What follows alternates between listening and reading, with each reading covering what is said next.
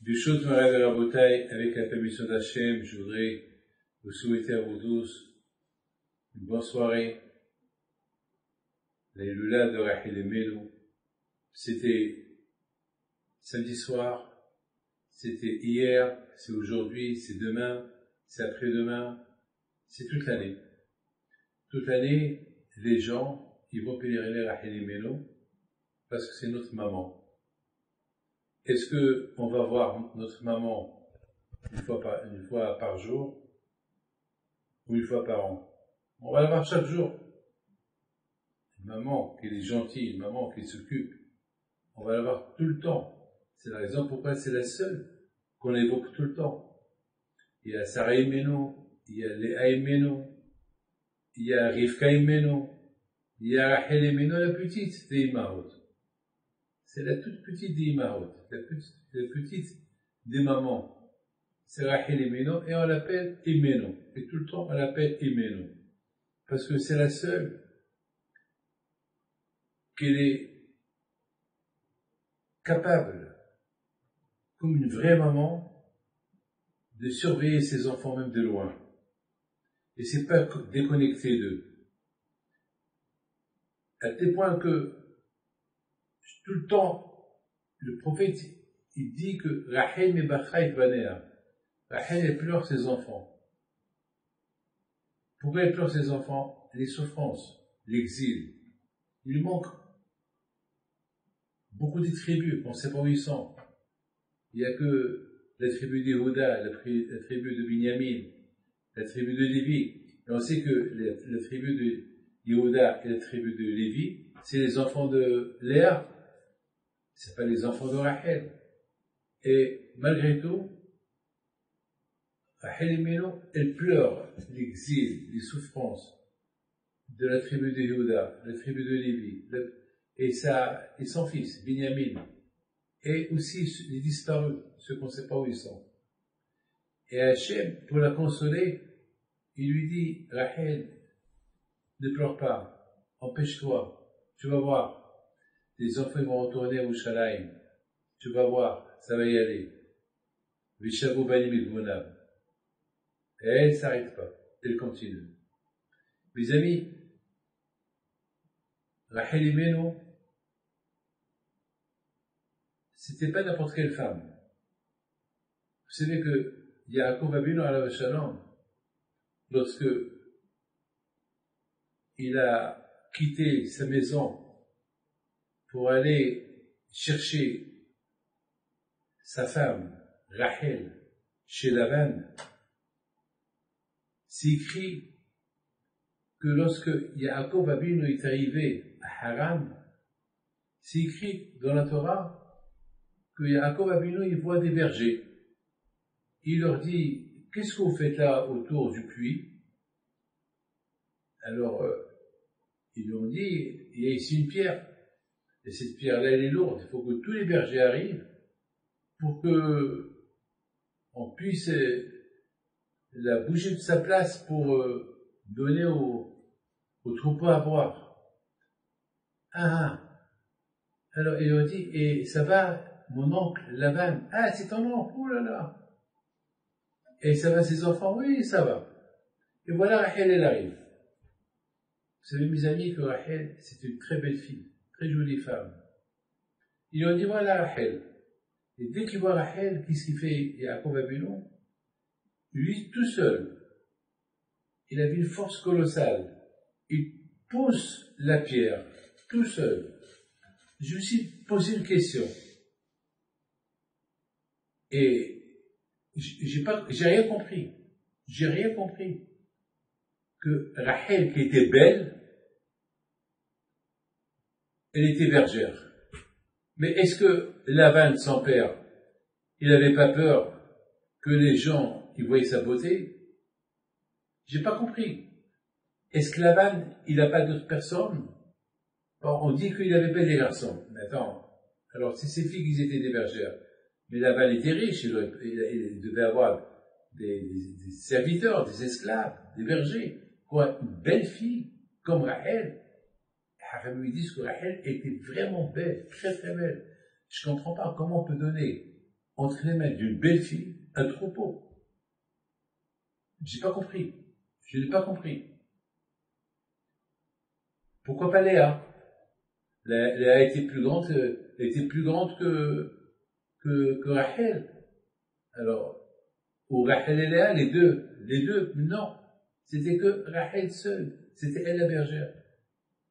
Vous savez, mes amis, ce que j'ai pensé tout à l'heure, j'ai pensé que Rachel était tellement sainte, elle était tellement tzadékette, que personne ne voulait d'elle. Qui veut d'une religieuse? Qui veut d'une fille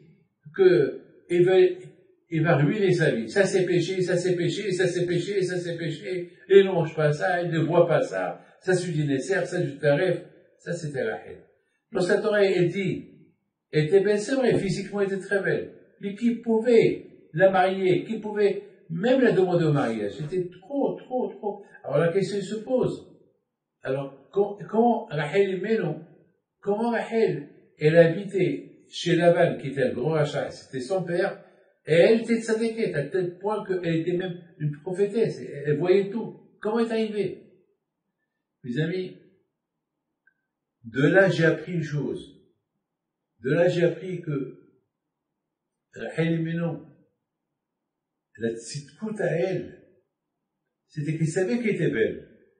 Il savait que tout le monde la regarde. Mais elle savait comment leur montrer qu'il y a qu'Akadosh Baruch Hu. Et que ça valait pas la peine de la voir. Elle avait été capable. D'ailleurs, Yaakov Avinu, lorsqu'il s'est marié avec Rachel et Léa, on a vu que toujours lorsqu'il devait prendre des décisions importantes pour sa famille, toujours il demandait à Rachel. Rachel la première. Alors, mes amis, on a eu les écoutes d'avoir des mamans tzadkaniyot. Comme c'est écrit dans la Torah de la paracha de cette semaine, que lorsque Sarah Imenu, elle dit à Yaakov, elle dit à Abraham Abinu, il faut jeter cette servante d'ici. Elle est sans fils. C'était dur pour Abraham Abinu. Et malgré tout, quand je lui dis, écoute là, ce que tu dis, Sarah, tu l'écoutes. On va rapporter que même Yitzhak Abinu, il écoutait sa femme Rivka. C'est Rivka, c'était la patronne de la maison. Et Rachel, c'était la patronne de la maison. Et Rachel, elle avait une ligne, comment éduquer ses enfants. Eh bien, mes amis, c'est ça la vraie maman. La vraie maman, c'est la tsnéout. La vraie maman, c'est lorsqu'on respecte Nida, Taraf Mishpaha, lorsqu'on respecte la kashrut. C'est ça la vraie maman. Regardez, Rachel et Meno, lorsque Réhouven, il a trouvé des fruits abandonnés dans dans la rue, et ces fruits-là, ils sont pas mal. Il paraît qu'avec ces fruits-là, on peut tomber enceinte. Mais, elle dit à Léa, je t'en prie, tu peux me donner un peu des fruits de ton fils? Et Léa lui dit, non, je peux pas te les donner, j'ai rien compris. Rachel ne peut pas aller acheter 1 kilo de fruits. Mais ces fruits-là, il y a des arbres de ces fruits-là. Ça se vend sur le marché. Qu'elle va les acheter. Non, elle voulait ces fruits-là que Réhouven il a trouvés. Et d'autre côté, j'ai pas compris pourquoi Léa était dure avec Rachel, sa sœur. Et elle pouvait lui donner. C'est quoi? Parce qu'il a trouvé des fruits. Elle voulait que pour elle-même. Alors que Rachel, elle lui a fait beaucoup de services. C'est elle qui lui a sauvé sa vie. C'est grâce à elle qu'il est marié avec Yaakov. Rachel, elle a risqué sa vie. Et comment Léa, elle dit à Rachel, non seulement tu as pris mon mari, mais tu veux aussi les fruits de mon fils. Attends, c'est dur. On parle pas comme ça à une sœur qui t'a fait tant de bien. Grâce à elle, tu as plein d'enfants. Les amis, de là, on apprend quelque chose de magnifique. On apprend que Rachel et Meno, lorsqu'elle a vu que Réhouven, le fils de Léa, il touche pas ce qui lui appartient pas. Il a trouvé ses fruits dans la rue. Donc pour lui, c'est des fruits abandonnés. Ça veut dire que lui, à cette époque-là, il y avait plein d'arbres de ces fruits-là. Mais lui n'est pas rentré dans les champs pour prendre de ces fruits-là. Il a pris uniquement de ces fruits, ceux qui étaient dans la rue, abandonnés.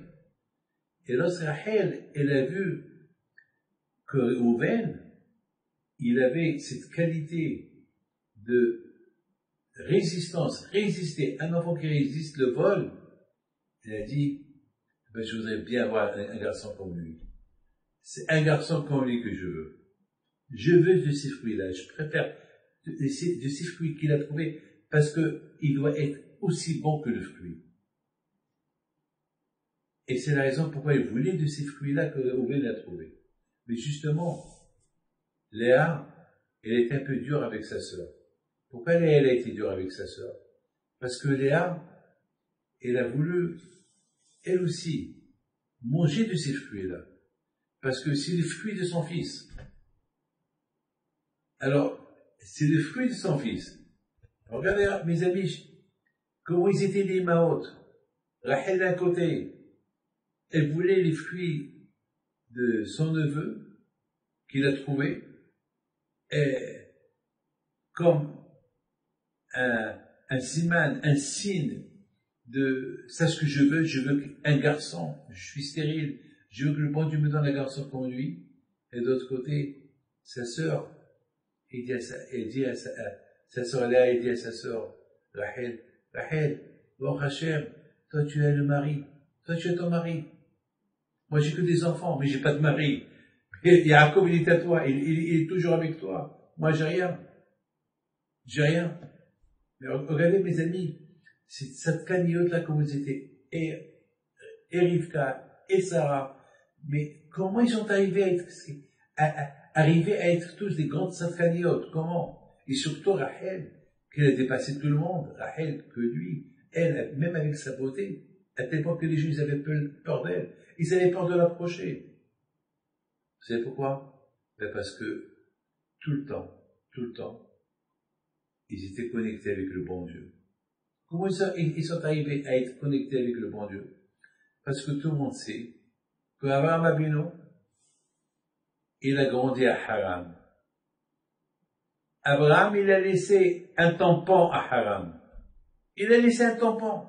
Et ce tampon qu'il a laissé à Haran, c'est ça qui a fait que tout le monde a entendu parler de Abraham Abinu, qu'il a donné sa vie pour Hachem. Abraham, qu'il a sacrifié son fils. Abraham, que le bon Dieu l'a testé avec 10 tests, il les a surmontés. Et Yitzhak Abinu. Mais qui n'a pas entendu parler de Abraham et Yitzhak? Mes amis, beaucoup de fois, lorsque moi j'entends, et je termine, il faut que je vous raconte une histoire et je termine. Il y avait une femme qui était à l'hôpital. Elle est décédée. C'est une histoire qui s'est passée aux États-Unis. Alors, ils ont appelé son fils pour lui dire que, bon voilà, votre maman est décédée, elle était dans une maison des vieux, elle est décédée, donc si vous voulez venir s'occuper d'elle. Alors, il leur a dit, je suis désolé, pour le moment je ne peux pas venir, mais je viendrai la prochaine fois, je viendrai, mais maintenant je ne peux pas. Alors, il s'est passé que eux qui s'y sont fait, lorsque le fils n'est pas venu, ils l'ont enterré quand même. Mais ce qui s'est passé, c'est que plus tard, son fils, il a un peu de regret. Il a dit, il faut quand même, il appelle encore l'hôpital, voilà, j'arrive. Ils lui ont dit, mais non, mais puisque vous avez dit que vous ne voulez pas venir, c'est on l'a enterré. Vous l'avez enterré? Oui, on l'a enterré. Dommage. Pourquoi dommage? Parce que j'ai toujours dit à ma mère que le jour qu'elle meurt, je vais la brûler. Alors, c'est dommage. Alors, elle a gagné. Alors, donc, au téléphone, ils lui ont dit, c'est quoi? Qu'est-ce que ça veut dire, elle a gagné? Il dit, parce que elle, toujours me répéter, je préfère mourir seul et je t'en pas entre tes mains. Ben, grâce à Dieu, elle a gagné. Sa prière, elle a réussi. Maintenant, j'ai pas le droit de la déterrer pour la brûler. Mais là, ils ont trouvé une lettre qu'elle a écrite. Qu'est-ce qu'elle a écrit dans la lettre? C'était la lettre qu'elle a laissée pour son fils. C'est une lettre qu'elle a laissée. Et le fils, il est venu pour prendre cette lettre. Lorsqu'il a pris la lettre, lorsqu'il a ouvert la lettre, qu'est-ce que sa mère lui a dit? Sa mère lui a dit, chaque jour, je lisais tes lignes. Je priais à Hachem que je tombe pas entre tes mains. Que le jour que je meurs, tu seras pas là, parce que je ne veux pas qu'on me brûle. M'incinéré comme toi tu as voulu. Et sa prière a été acceptée chez Akadosh Baruch Hu. Son propre fils, ou lui qui vient, au moins, il dit au revoir à sa mère. Bon, tu veux la brûler, c'est ton problème, mais au moins, ta mère. Non.